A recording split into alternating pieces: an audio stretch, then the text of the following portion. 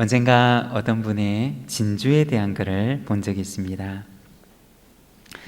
서양에서는 결혼 30주년이 되게 되면 부부가 서로 진주를 주고받는 그러한 시간을 가지는 경우들이 있다고 합니다. 이 진주라고 하는 것은 얼어붙은 눈물이라고 하는 별명을 가지고도 있는데, 진주가 형성되는 과정을 보게 되면 조개 껍질에 아주 날카로운 모래알 하나가 들어와서 살을 저미는 듯한 그러한 고통을 만들어내기 시작합니다.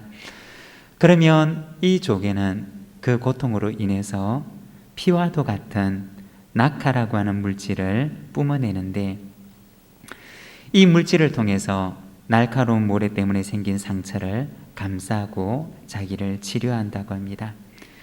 이렇게 상처를 감싸는 수많은 과정을 통해서 진주라고 하는 아름다운 보석이 그 안에서 만들어지게 된다는 것입니다. 만일에 그렇게 하지 않게 되면 상처가 곪아서 나중에는 이 조개를 죽음에 이르게 한다는 것입니다.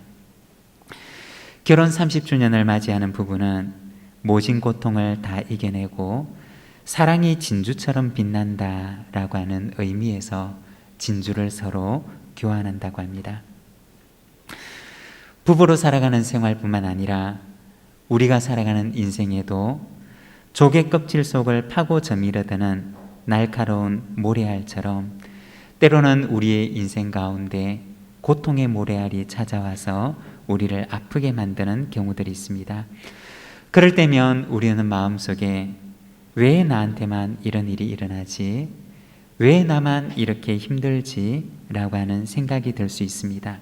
그렇지만 그때 우리가 기억해야 할 것은 바로 그 순간은 하나님께서 내 안에 보석을 만드시는 순간이라는 것입니다. 교회 역사 가운데도 작은 모래알 같은 것이 살을 저미고 들어와서 고통스럽게 만드는 순간들이 있었습니다. 그렇지만 주님께서는 그때마다 우리 안에 아름다운 진주와 같은 보석들을 만드셨습니다. 올해로 우리 교회는 100년이 지나가고 또 30년이 흘러서 130주년이라고 하는 시간을 맞이하게 되었습니다.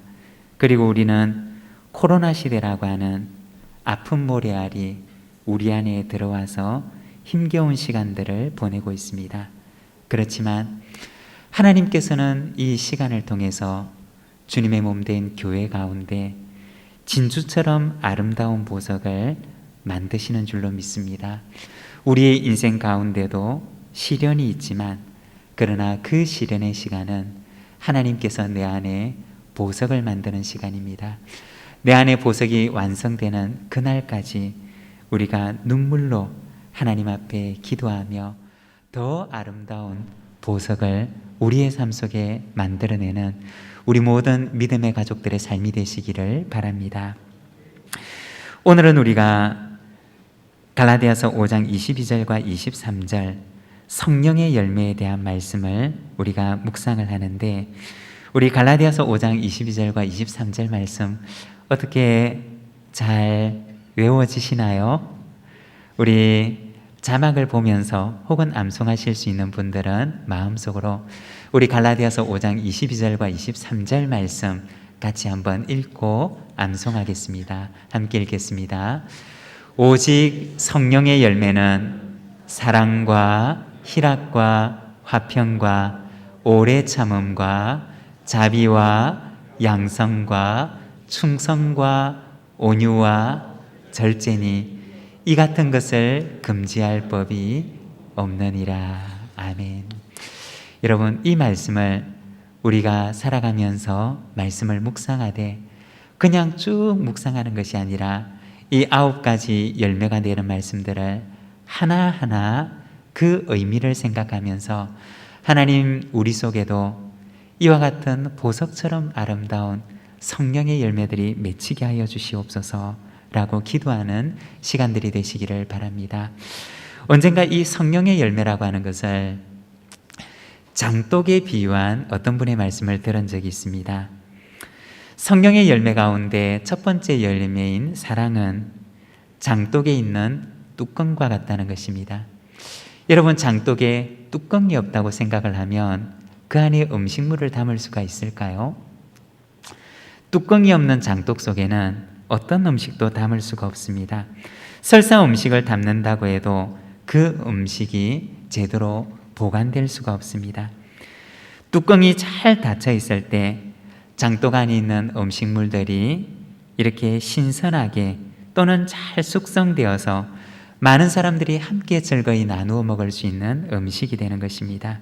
여러분, 우리의 삶 속에 이 사랑의 뚜껑이 잘 덮여 있어서 그 안에 있는 것들이 아름답게 보존이 되고, 그리고 그 안에 있는 것들을 많은 사람들이 기쁘게 나누게 되는 그러한 저희들의 삶이 되기를 원합니다.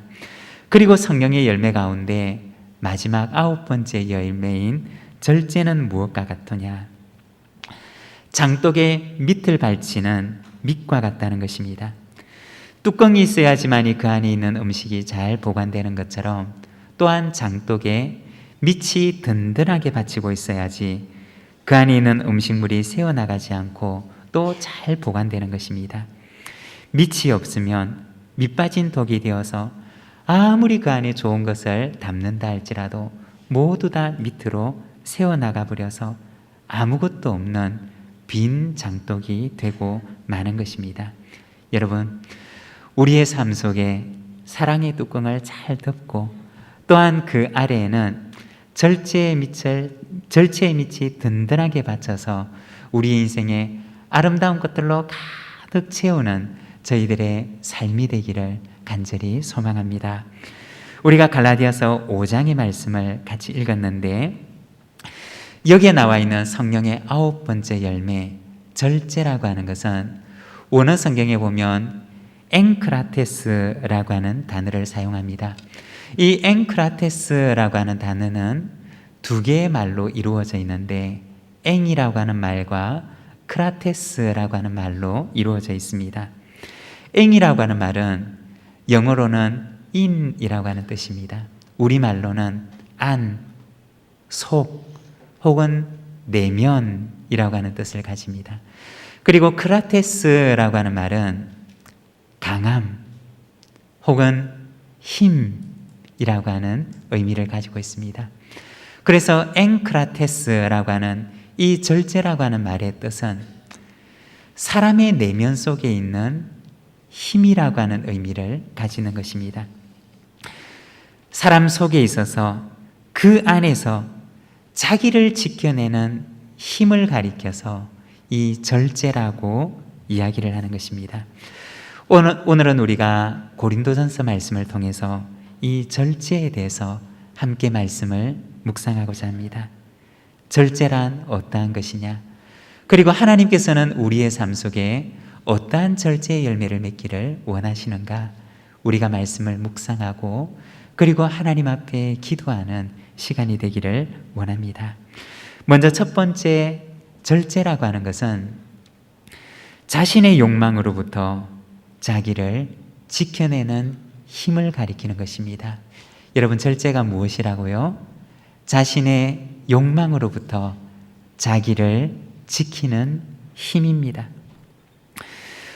고린도전서 6장 12절과 13절의 말씀을 보면 이렇게 말씀을 하는데, 우리 자막을 보면서 같이 한번 읽겠습니다. 모든 것이 내게 가하나 다 유익한 것이 아니요 모든 것이 내게 가하나 내가 무엇에든지 얽매이지 아니하리라. 음식은 배를 위하여 있고 배는 음식을 위하여 있으나 하나님은 이것저것을 다 폐하시리라. 몸은 음란을 위하여 있지 않고 오직 주를 위하여 있으며 주는 몸을 위하여 있느니라. 아멘.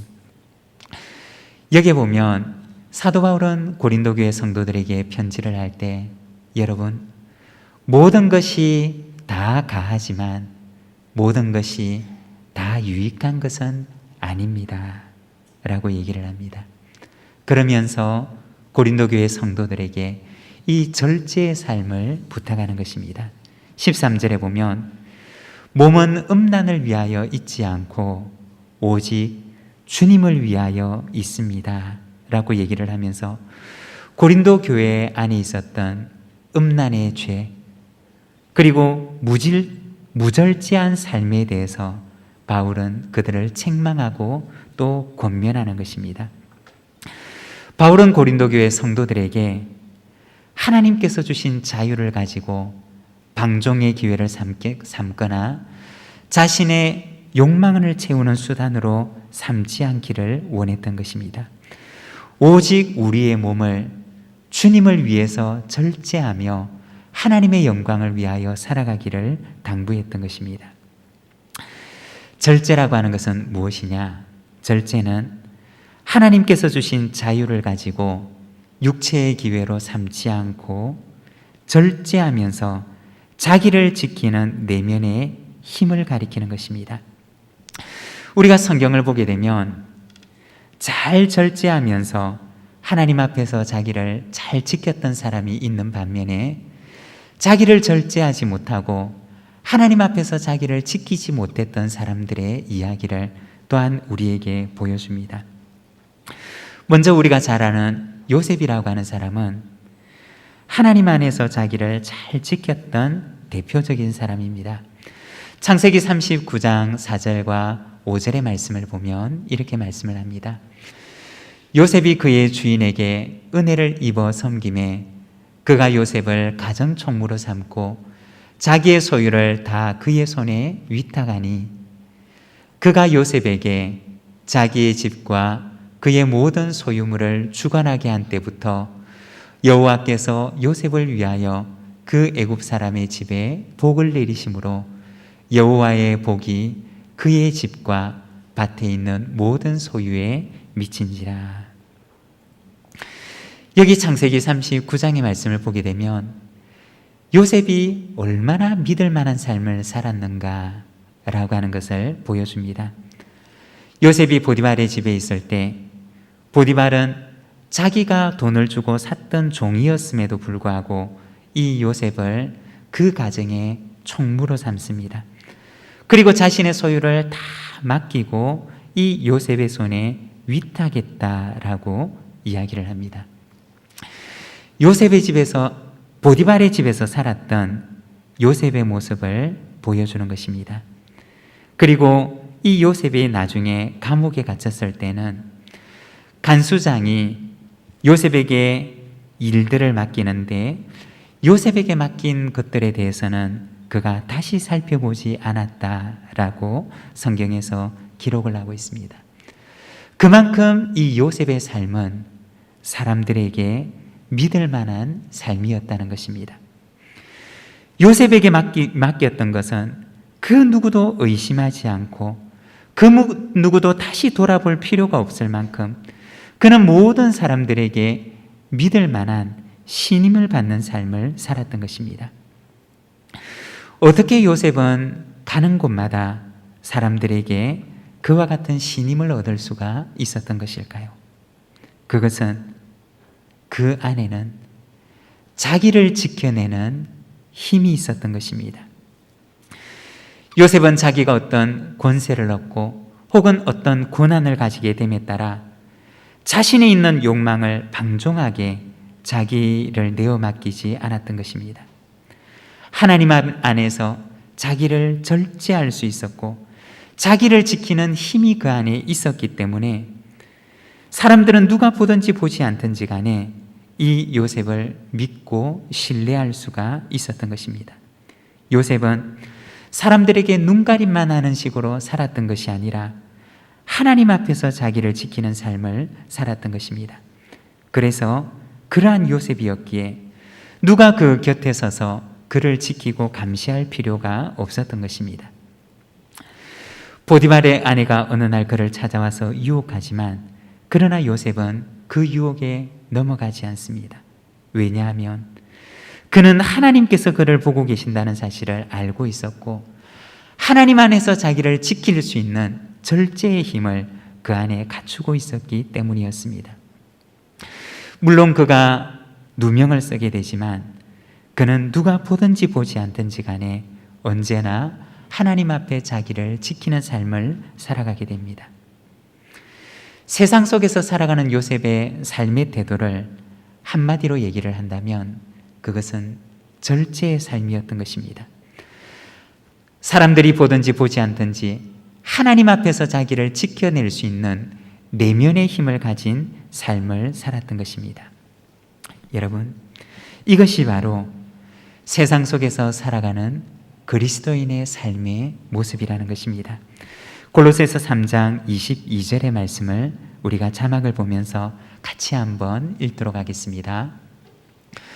종들아, 모든 일에 육신의 상전들에게 순종하되 사람을 기쁘게 하는 자와 같이 눈가림만 하지 말고 오직 주를 두려워하여 성실한 마음으로 하라. 여러분, 여기에 보면 사도 바울은 골로새 교회 성도들에게 편지하는데 사람을 기쁘게 하는 것처럼 여러분들은 눈가림만 하는 식으로 살지 말라고 당부를 합니다. 오직 모든 것을 보시는 주님을 두려워하는 마음으로, 성실한 마음으로 세상 속에 살아가라고 이야기를 하는 것입니다.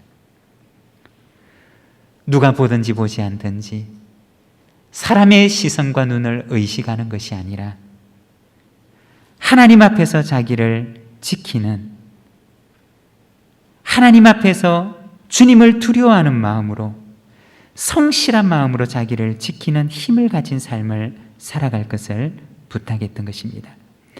이것이 바로 그리스도인의 삶이라고 이야기하는 것입니다. 그리하면 하나님께서 하나님의 방법으로 그의 삶을 보상하시고 그를 채워주실 것이라는 것입니다. 우리가 성경에 보면 이처럼 요셉의 삶은 하나님 앞에서 자기를 지킬 수 있는 절제의 힘을 가진 삶이었고, 그리고 사람들은 그를 신임함으로 그에게 맡겼던 것은 다시 돌아보지 않을 정도로 그는 세상에 신뢰를 받는 삶을 살아가게 됩니다. 그리고 하나님께서는 이렇게 하나님 앞에서 살아가는 요셉의 삶에 하나님의 방법으로 채워주시고 보상하셨던 것입니다. 그렇지만 성경에 보면 이와는 정반대의 삶을 살았던 사람들의 이야기를 또한 보여주는데, 자기를 절제할 수 없었던 사람들의 이야기를 보여줍니다. 그 대표적인 사람으로 삼손이라고 하는 사람을 보여주는데, 이 삼손은 태어나면서부터 하나님께 큰 은총을 받았던 사람이었습니다. 그는 믿음의 가정에서 태어나고, 그리고 하나님께로부터 특별한 재능을 선물로 받았던 사람이었습니다. 그렇지만 그의 삶은 어땠느냐? 그는 욕망 앞에서 자기를 지키지 못하는 삶을 살게 됩니다. 결국에는 자기가 지키지 못했던 그 욕망이 그를 후회스러운 인생으로 만들고 맙니다. 그는 성적인 욕망을 이기지 못하고 자기를 지킬 수 있는 힘이 없었던 사람으로 결국 파멸의 길을 걷고 말았던 것입니다. 또 성경 가운데 가인이라고 하는 사람이 있는데, 그는 자신의 감정을 다스릴 수가 없었던 사람이었습니다. 자기 속에 일어나는 그 분노의 감정을 절제할 수가 없어서 결국에는 자기 속에 있는 미움과 시기심, 그 분노를 이기지 못하고 동생을 죽이는 죄를 범했던 사람이 바로 가인이었습니다. 그 죄를 범하고 난 뒤에 하나님께서 이 가인을 찾아와서 물으십니다. 가인아, 내 동생 아벨이 어디에 있느냐? 그러자 그가 하나님께 대답합니다. 하나님, 내가 내 아우를 지키는 사람입니까?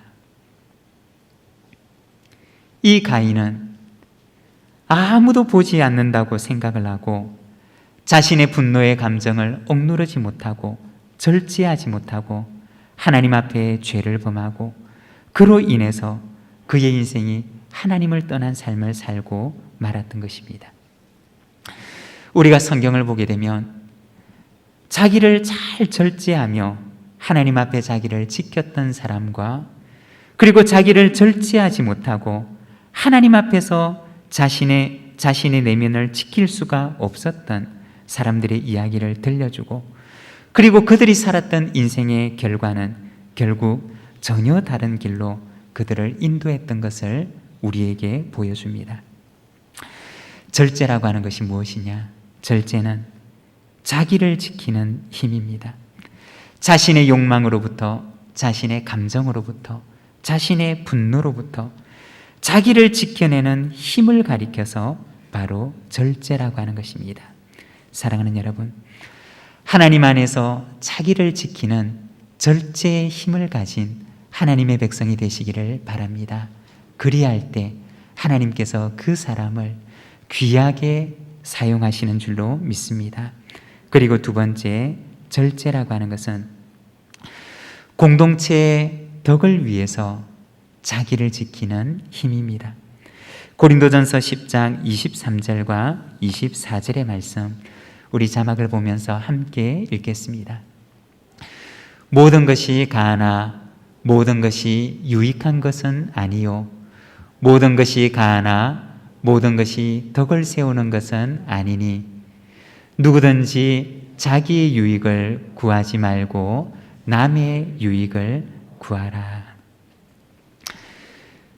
사도 바울이 고린도전서 10장 말씀을 통해서 이 말씀을 고린도 교회 성도들에게 권면을 하는데, 이 말은 특별히 우상의 제물에 대한 문제의 맥락 속에서 권면하는 말씀입니다. 바울은 우상의 제물에 대해서 이야기를 하면서 자신의 삶의 커다란 원칙에 대해서 이야기를 하는데, 공동체를 위한 중요한 신앙적인 권면을 그들에게 합니다. 바울은 말하기를 모든 것이 가하지만 그러나 모든 것이 덕을 세우는 것은 아닙니다 라고 얘기를 합니다. 그리고 자신의 유익을 구하지 말고 남의 유익을 구할 것을 부탁했던 것입니다. 그 당시 이방 문화에서는 가축을 도축할 때 그들이 섬기는 신들에게 제사를 하면서 가축을 도축했습니다. 그런데 이와 같은 이방 문화 속에서 살아가는 그리스도인들에게는 이것이 그들에게 하나의 도전을 안겨다 주었던 것입니다. 이전에 하나님을 알지 못할 때는 이것이 아무 상관이 없었지만, 하나님을 알게 되고 교회 공동체의 구성원 가운데 한 사람이 되고 난 이후에는 이것이 그들의 마음 가운데 걸림돌이 되었고 문제가 되었던 것입니다. 고린도라고 하는 그 도시는 굉장히 우상 숭배가 강했던 도시였는데, 바울은 이 문제를 다루면서 이것을 법적인 문제로 얘기하지 않고 율법의 관점에서나 종교적인 문제로 얘기를 하지 않고 그의 삶에 아주 중요한 신앙적인 원칙으로 그는 행동하고 또 이것을 고린도 교회 성도들에게 당부하는데, 그것은 공동체의 덕이 되느냐라고 하는 것이었습니다. 이것이 공동체의 덕을 세우는 것이고 이것이 내 형제와 자매에게 덕이 되느냐라고 하는 문제를 그는 그의 삶의 원칙으로 세웠던 것입니다. 우상의 제사상에 올라갔던 음식이든 그렇지 않은 음식이든 모든 것이 하나님께서 지으신 선하신 것인데 그것이 무슨 문제가 되겠습니까? 그렇지만 사도 바울은 이 문제에 대해서 이야기를 할 때 자기만 생각하지 말고 이것이 나의 행동이, 나의 삶이, 나의 언행이 공동체의 덕이 되는 것인가? 라고 하는 것을 먼저 묻도록 했던 것입니다. 나는 무엇이든지 할 수 있는 자유가 있지만 내게는 어떤 것이든지 할 수 있는 그러한 자유가 주어져 있지만, 그러나 내가 누리는 그 자유로 인해서 만일에 내 형제가 실족하고 내 자매의 영혼이 망하게 된다면 나는 내가 누리는 그 자유를, 내게 주어진 그 자유를 나는 평생 누리지 않겠다고 했던 것이 사도 바울의 삶의 원칙이었던 것입니다. 이방신들에게 제사를 드리는 그 제사상에 올라갔던 그 고기를 먹는 것이 만일 내 형제나 자매를 실족해 하는 일이라면 나는 내 평생의 고기를 먹지 않겠다고 얘기를 했던 것이 바로 바울의 삶의 원칙이었던 것입니다. 나에게는 모든 자유가 있지만 그러나 내가 가지고 있는 내 자유를 내가 내 마음대로 사용하는데 무슨 상관이 있느냐고 얘기를 하지 않고 사도 바울은 하나님께서 내게 자유를 주셨지만 나의 자유가 만일에 누군가에게 걸림돌이 되고 누군가가 나의 자유로 인하여서 실족하는 것이 된다면 나는 내 자유를 절제하는 삶을 살겠습니다 라고 얘기를 했던 것입니다. 고린도전서 10장 32절과 33절의 말씀을 보면 이렇게 말씀을 합니다. 유대인에게나 헬라인에게나 하나님의 교회나 거치는 자가 되지 말고 나와 같이 모든 일에 모든 사람을 기쁘게 하여 자신의 유익을 구하지 아니하고 많은 사람의 유익을 구하여 그들로 구원을 받게 하라. 이것이 사도 바울이 고린도 교회 성도들에게 당부했던 권면이었습니다. 고린도 교회 성도들의 삶이 하나님의 교회에게나 누구에게나 거치는 삶이 되지 않기를 원했던 것입니다. 많은 사람들의 유익을 구하는 삶이 되기를 원했고 그들의 삶을 통하여 그들로 하여금 구원을 받는 삶을 살도록 하라는 것이었습니다. 여기서 거치는 자라고 하는 말은 걸림돌이 되는 사람이라고 하는 의미입니다. 나의 삶이, 나의 자유가 만일에 누군가의 걸림돌이 된다면 그것이 걸림돌이 되지 아니하도록 자기를 돌아보고 자기를 절제하는 삶을 살아갈 것을 부탁했던 것입니다. 여러분, 우리의 삶은 어떠합니까? 우리의 언행은 어떠합니까? 우리의 삶은 누군가에게 혹시 걸림돌이 되는 삶은 아닙니까? 우리의 언행은 누군가에게 걸림돌이 되는 언행이 되고 있지는 않습니까? 언젠가 나이가 많은 어느 권사님을 배웠던 적이 있는데 아주 오랫동안 이민 생활을 하다가 연세가 드셔서 모국으로 돌아오셨던 분이셨습니다.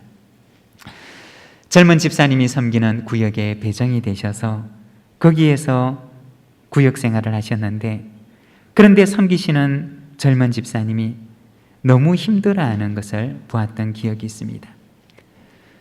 교회에도 빠지지 않고 와서 예배를 드리고 구역 예배도 빠지지 않고 와서 함께 예배를 드리는데 그런데 이분이 집으로만 돌아가면 동네 사람들과 싸워서 윗집 사람과 싸우고 아랫집 사람과 싸우고 동네에 가게 되면 가게 아주머니와 싸우고 온 동네 싸움꾼으로 알려졌던 것입니다.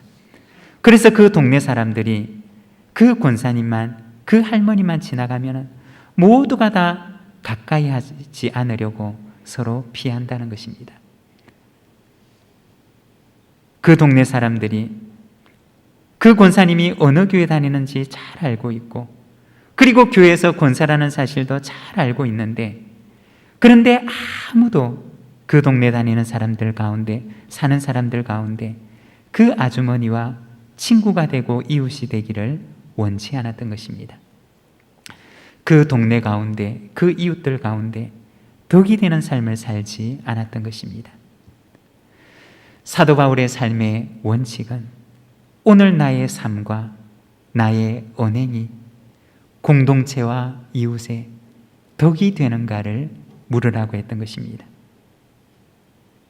혹시 나의 삶과 나의 언행이 누군가에게 거치는 것이 누군가의 걸림돌이 되는 것은 아닌지를 자기를 돌아보고 자신의 감정을 절제하며 자신의 언어와 자신의 행동을 공동체에 덕을 세우기 위해서 절제하는 삶을 살아갈 것을 부탁했던 것입니다. 그래서 23절에 보면 모든 것이 가하나 모든 것이 유익한 것은 아니요 모든 것이 가하나 모든 것이 덕을 세우는 것은 아니니 누구든지 자기의 유익을 구하지 말고 남의 유익을 구하라고 말하는 것입니다.